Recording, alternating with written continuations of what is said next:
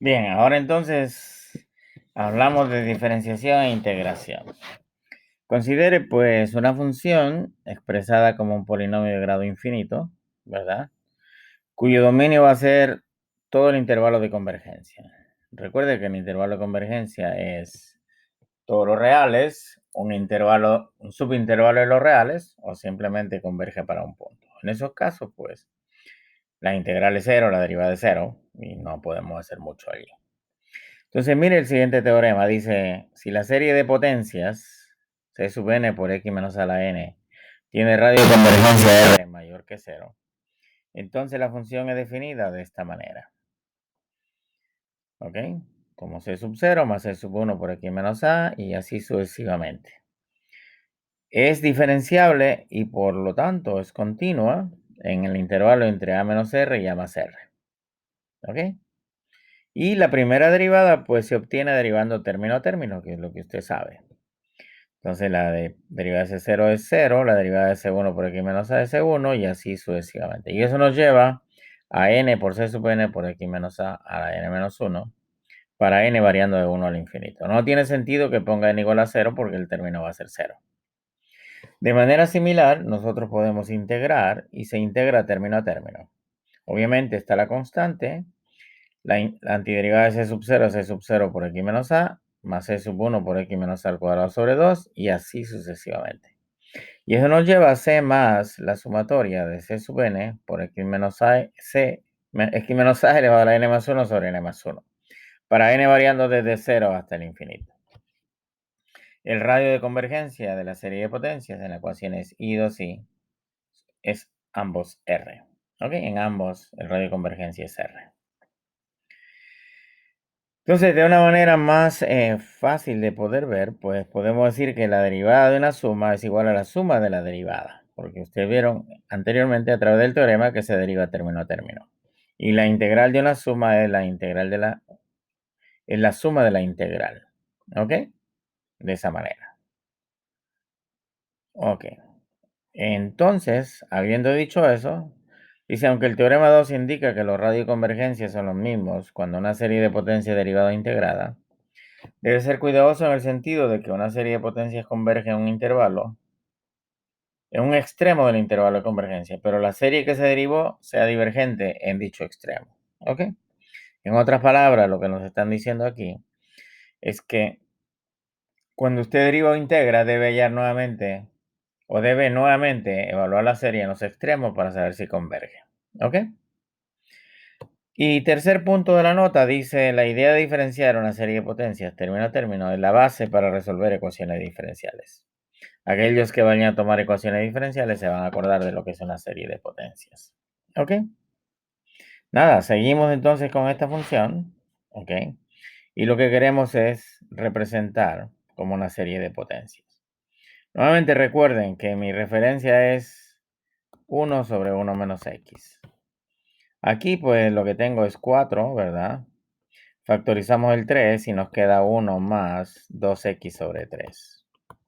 Y recuerde que ya tengo el 1, pero tengo que tener menos. Por lo tanto, esto es 4 sobre 3 por 1 menos menos 2x sobre 3. Así. ¿Ok? Y esto es 4 tercios por la sumatoria de dn igual 0 hasta el infinito de negativo 2x sobre 3 elevado a la n. Y esto es la sumatoria, 4 tercios, de dn igual 0 hasta el infinito, ¿verdad? De negativo 1 a la n, por 2 a la n, por x a la n, sobre 3 a la n. ¿Ok? Entonces esa es la forma de determinar el radio la serie de potencias de esa función. Ya sabe qué es lo que tiene que hacer para hallar su radio convergencia. ¿Ok? Mire esta otra función. Nuevamente, esto es x. Ya tengo el 1, por lo tanto, simplemente me queda menos 2x al cuadrado. Y esto es x por la sumatoria de negativo 1 a la n, por 2 a la n, por x al cuadrado toda la n. Y esto es x por la sumatoria de n igual 0 al infinito.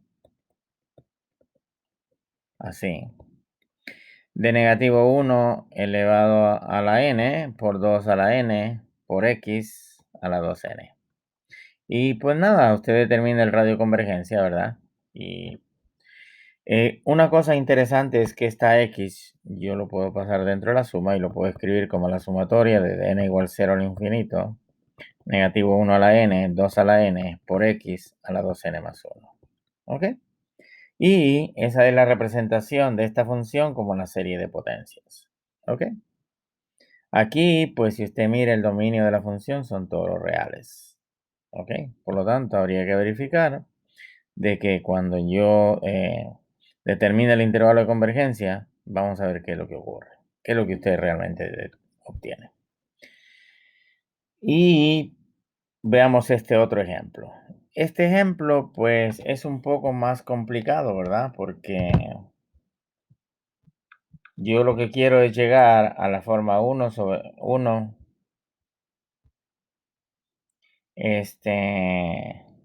sobre 1 menos x, ¿de acuerdo?